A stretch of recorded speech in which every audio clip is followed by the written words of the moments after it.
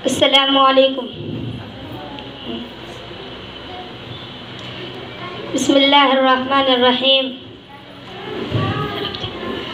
अल्हम्दुलिल्लाहिल्लज़ी खलक़ल इंसान व जअल हुब्बल वतनी कजुज़इन लिल ईमान वस्सलातु वस्सलामु अला मन अल्लमा हुब्बल वतनी व हुब्बल ईमान। अम्मा बाद। सदर मोहतरम, खुलासा इंसानियत, मदाए इस्लाम, हजरत मौल्लिमात और गिरामे कद्र ख़वातीन सामिआत, बात समझने में दिक्कत ना हो इसलिए मैं बतलाए देती हूँ कि मेरी गुफ्तगू का उन्वान है हुब्बुल वतनी और इस्लाम।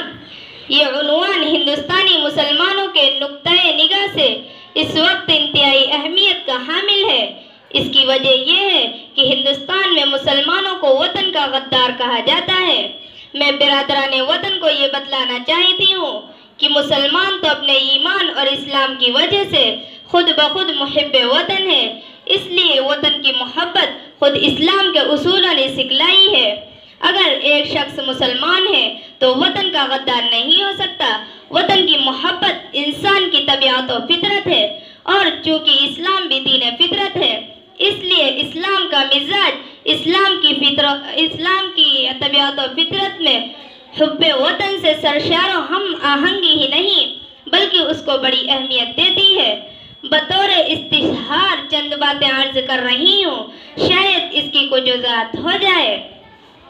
आपको मालूम है कि इस्लामी तारीख में सबसे पाकबाज तबका सहाबा का तबका है, और इनमें सबसे ज़्यादा अहमियत जिस तबके को हासिल है वो लोग हैं जिन्होंने अल्लाह की रज़ा के लिए रहमत आलम सल्लल्लाहु अलैहि वसल्लम की रफ़ाकत और इत्तिबा के लिए अपने वतन अजीज़ मक्का मुकर्रमा से हिजरत की थी। अल्लाह ने उनके इस मुजाहिदाना अमल की सताइश की थी। लिलफुक़राइल मुहाजिरीन अल्लज़ीना उख़रिजू मिन दियारिहिम व अमवालिहिम यब्तगूना फ़ज़लन मिनल्लाहि व रिज़वानन व यंसुरूनल्लाह व रसूलहु उलाइका हुमुस सादिक़ून। यानी जिन्हें अल्लाह की रज़ा के लिए घरों से निकलना पड़ा और उन्होंने अल्लाह की खुशनुदी शायर की पासदारी में नुसरत दीन के खातिर ये सब कुछ बाखुशी बर्दाश्त किया, वतन की हिजर फिराक का गम इस्तिकामत के साथ सह लिया, तो अल्लाह ताला ने भी उनके इस काबिश व अज़ीमत पर उलाइका हुमुस सादिक़ून कहकर सताइश की और मकाम सदाकत अता किया, जो नबूवत के बाद सबसे बड़ा इनाम है। और ये तय है कि इनाम हमेशा कुर्बानी और पसंदीदा किरदार पर ही दिया जाता है। हिजरत फितरी जज्बे की कुर्बानी है और कुर्बानी अल्लाह का पसंदीदा किरदार है, इसलिए कि उसमें अल्लाह की मोहब्बत से मगलूब होकर आदमी वतन छोड़ देता है, इसलिए वो मुस्तहक़ इनायत है। दूसरी बात, इस्लामी तालीमात में जहाँ जहाँ माफ़ी और दरगुजर का तज़किरा है, इससे सगाइर की माफ़ी मुराद है। मसलन वुज़ू से इशराक, चाश्त, अदइया मासूरा और दुरूद पाक से जो गुनाह माफ़ होते हैं वो बइत्तिफ़ाक़ मुहद्दिसीन गुनाह सगीरा है। लेकिन अल हिजरतु तहदिमु मा काना क़ब्लहा में जो गुनाहों की माफ़ी का तज़किरा है उसमें गुनाह कबीरा की माफ़ी भी शामिल है। यानी जिसने वतन की मोहब्बत अल्लाह के लिए कुर्बान कर दी उसके कबीरा गुनाह भी माफ़ कर दिए जाते हैं। अब देखिए कि इस्लाम ने हुब्बुल वतनी को क्या मकाम दिया। खुद नबी अकरम सल्लल्लाहु अलैहि वसल्लम ने इस जज्बे का इजहार करके गोया उम्मत को हुब्बुल वतनी की तालीम दी है।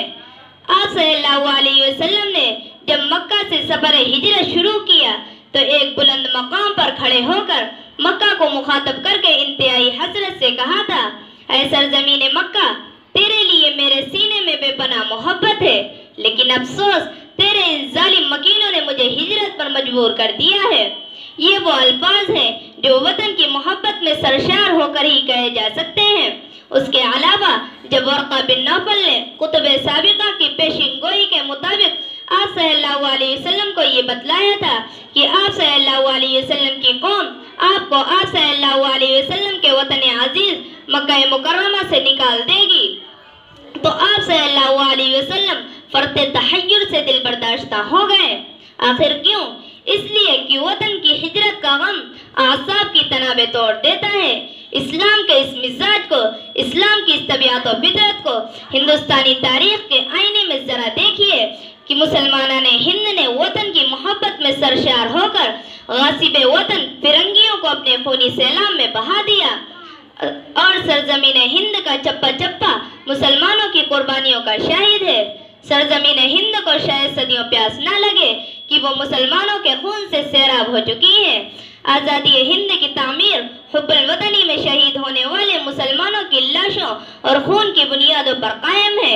अगर मुसलमानों की ईसार और कुर्बानी को झुटलाया गया, उनके खिदमत को फरामोश करने की कोशिश की गई, तो आज़ाद हिंदुस्तान की बुनियादें मुतज़लज़ल हो जाएंगी और आज़ादी का ये ताजमहल चश्मे ज़दन में ज़मीन बोस हो जाएगा। इस्लाम में हुब्बुल वतनी का यही मिजाज है। जो मुहिब्बे वतन मुसलमानों का सरमाए सादत बन गया है, वो वतन की मोहब्बत नहीं तो और क्या था, जिससे सरशार होकर हिंदुस्तान की कौम मुस्लिम दीन और मिल्लत की पासबानी के लिए, कौम और मुल्क की आज़ादी के लिए और वतन की हुर्रियत और इस्तक़लाल के लिए सर बकफ कफन बरदोश सरों को हथेलियों पर लेकर हिंदुस्तान के मुख्तलिफ महाजों पर मुल्क दुश्मन साम्राज्य से बरसरे बेकार रही। कभी बराह रास्त अंग्रेजों से, कभी अंग्रेजों के वजीफा ख्वारों से लड़ी, कभी सरजमीन दक्कन को लालाजार किया, कभी बालाकोट के मैदान को रंगीन किया, कभी दिल्ली की सरजमीन को सुरखरू किया, कभी जलियांवाला बाग में लाशों के अंबार लगा दिए, तो कभी पानीपत की जमीन को सैराब किया, कभी शामिली के मैदान को अपने खून से सरसब्ज शादाब किया। और ये सब इसलिए था कि दुनिया देख ले कि मुसलमान वतन का वफादार है, वो वतन के तहफ़्फ़ुज़ के लिए लहू का आखिरी कतरा भी निचोड़ देगा। इस्लाम ने हुब्बुल वतनी सिखाई है, इसको अहमियत दी है, इसका एतबार किया है। इसलिए हिंदुस्तान के मुसलमानों ने हुब्बुल वतनी के मफ़हूम को अपने अमल से उजागर करके एक ऐसी रोशन तारीख मुरतब की है कि जिसे आने वाला सितमगर मुअर्रिख मिटा नहीं सकता। लहू से अर्ज़ मक्तल पर मेरी तारीख लिखी है, लहू से अर्ज़ मक्तल पर मेरी तारीख लिखी है, मिटा दे मेरी हस्ती को ज़माना गैर मुमकिन है, मिटा दे मेरी हस्ती को ज़माना गैर मुमकिन है। 1818 तक हिंदुस्तान के सारे महाज खाली हो चुके थे, सारी ताकतें फिरंगी सतवत के सामने दुम हिलाने लगी थी। बस तहरीक वलीउल्लाह के चंद मुजाहिद शम्माए आरज़ू बनकर जल रहे थे। यही वो शम्मा थी जिसे न फिरंगी तूफान बुझा सका और न उसके वजीफा ख्वार उसे गुल कर पाए थे। यही वो शम्मा थी जिसने गुलामी और इस्तेमार की तीरो तारीख दबीज़ चादर को चाक करके एक ऐसी दबीज़ चादर को चाक करके सुबह आज़ादी का सुराग निकाला था। ये वो बोरिया नशीन जमात थी जिसका असल हथियार तो मिसवाक व तस्बीह थी, लेकिन वतन की मोहब्बत के लिए, कौम और मुल्क की पासबानी के लिए सरबकफ होकर निकल खड़ी हुई थी। इस बज़्म जुनू के दीवाने हर राह से पहुँचे यज़दा तक, इस बज़्म जुनू के दीवाने हर राह से पहुँचे यज़दा तक, हैं आम हमारे अफसाने दीवार चमन से ज़ंदा तक। हिंदुस्तान वालों, हुब्बुल वतनी का सही मफहूम चाहिए तो ऐसी जमात को किरदार को देखो, शाह वलीउल्लाह के कल्बो जिगर को देखो, शाह अब्दुल अजीज की तबीयत को देखो, सैयद अहमद की फितरत को देखो, हाजी इमदादुल्लाह के अंदाज़े सियादत को देखो, हज़रत गंगोई की तदबीर और लियाकत को देखो, शेखुल हिंद की शकेबाई को देखो, शेखुल इस्लाम की सियादत को देखो। हर शख्स की फितरत में, हर शख्स की तबीयत में, हर शख्स के किरदार में हुब्बुल वतनी का उन्सुर साफ नजर आएगा। उनका हर इक़दाम हुब्बुल वतनी का आईनादार होगा। इन्हीं बुजुर्गों का अश्क व खून, इन्हीं की काविशें, इन्हीं की जुरात व अज़ीमत सुबह आज़ादी का पैगाम लेकर नमोदार हुई। हमें इनकार नहीं बिरादराने वतन के जुहद व मसाई का, लेकिन हम गिला करते हैं इस बेरारबी और गुमराही का जो तारीख़ आज़ादी के हवाले से माह अगस्त में फैलाई जाती है। हम ऐसी नाफरजाम और जानिबदार तारीख को झुटला देंगे जो हमारे इन नकाबिर के खिदमत से खाली हो। वो तारीख ही नहीं जिसमें तासुब की आमेज़िश हो। वो कौम की क़यादत करेगी जो तारीख से खिलवाड़ करती हो। इस कौम की सरबराही हरगिज़ तरक्कियात की ज़ामिन नहीं हो सकती जिसकी सल्तनत और इक़्तिदार मजहबी असबियत की बुनियादों पर कायम हो।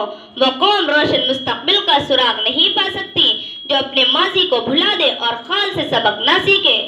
हिंदुस्तान में मौजूदा नक्श तारीख और तरतीब से वाज़ेह है कि मुसलमानों की कुर्बानियाँ सल्तनत के लिए नहीं थी, मुसलमानों की काविशें इक़्तिदार के लिए नहीं थी, मुसलमानों की तगोताज सरबराही के लिए नहीं थी, मुसलमानों की 200 साल जोहद मुसलसल हुक्मरानी के लिए नहीं थी।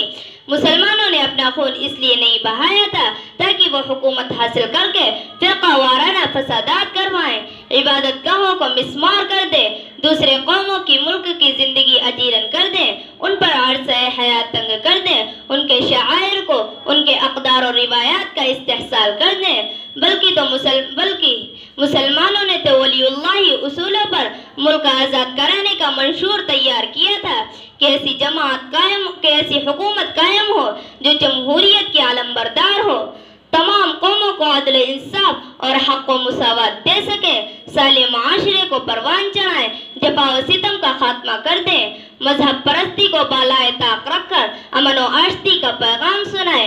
मौजूदा पस मंजर में इसका सिर्फ एक ही हल है कि मुल्क आज़ाद कराने वालों के हवाले कर दिया जाए। और मुल्क किसने आज़ाद करवाया था, तारीख के उजाले में देखो। 100 बार संवारा है हमने इस मुल्क के गैसुए बरहम को, 100 बार संवारा है हमने इस मुल्क के गैसुए बरहम को, ये अहले जुनू बतलाएंगे क्या हमने दिया है आलम को। आमीन व मा अलैना इल्लल बलाग।